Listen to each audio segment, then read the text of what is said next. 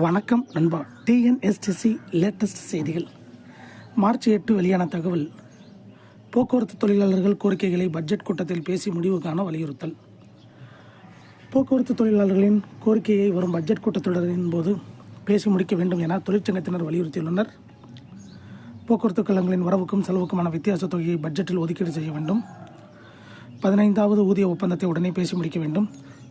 ஓய்வு பெற்ற தொழிலாளர்களுக்கு பணப்பலன் வழங்க வேண்டும் எனும் உள்ளிட்ட கோரிக்கைகளை வலியுறுத்தி சிஐடியு, ஏஐடியுசி, டிடிஎஸ்எஃப் மற்றும் ஓய்வு பெற்ற தொழிலாளர்கள் சார்பில் சென்னை பல்லவன் சாலையில் நேற்று கோட்டை நோக்கி பேரணி நடைபெற்றது.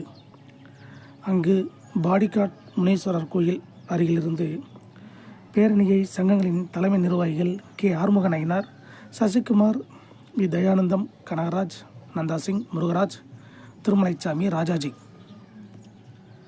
ஆகியோர் ஒருங்கிணைத்தனர். சிஐடியு மாநில தலைவர் சவுந்தரராஜன் பேரணியை தொடங்கி வைக்க அவரது தலைமையில் தொழிலாளர்கள் அணிவகுத்து அரசுக்கு கடும் கண்டனம் தெரிவிக்கும் வகையில் கோரிக்கைகளை வலியுறுத்தி முழக்கங்களை எழுப்பினர். தொடர்ந்து பேரணியை பல்லவன் இல்லம் முன்பு காவல்துறையினர் தடுத்து நிறுத்தினர். பின்னர் காவல்துறை அறிவித்தபடி தொழிற்சங்கத்தினர் சென்னை தலைமைச் செயலகத்தில் போக்குவரத்து செயலரை சந்தித்து பேச்சுவார்த்தை நடத்தினர்.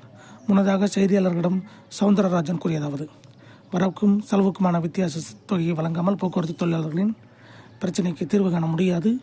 தனியார் மய நடவடிக்கையை கைவிட வேண்டும்.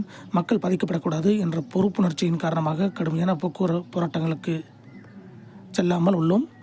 இதை பலவீனமாக கருதினால் அதற்கான பதிலை தருவோம். மத்திய அரசு பணம் தரவில்லை என்று மாநில அரசு கேட்பது நியாயமானது. தமிழகமே அரசின் பின்னால் நிற்கிறது. அதேபோன்று மாநில அரசு போக்குவரத்து தொழிலாளர்களுக்கு அவர்களது பணத்தை ஆண்டு கணக்கில் கொடுக்காமல் உள்ளோம் என்பதை ஏன் உணர மறுக்கிறார்கள்?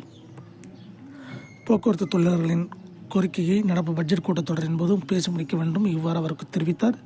இதே போன்ற போக்குவரத்து துறை அப்டேட்டுகளை தெரிந்து கொள்ள நம்ம சேனலை சப்ஸ்கிரைப் பண்ணுங்கள், ஷேர் பண்ணுங்கள், லைக் பண்ணுங்கள். நன்றி, வணக்கம்.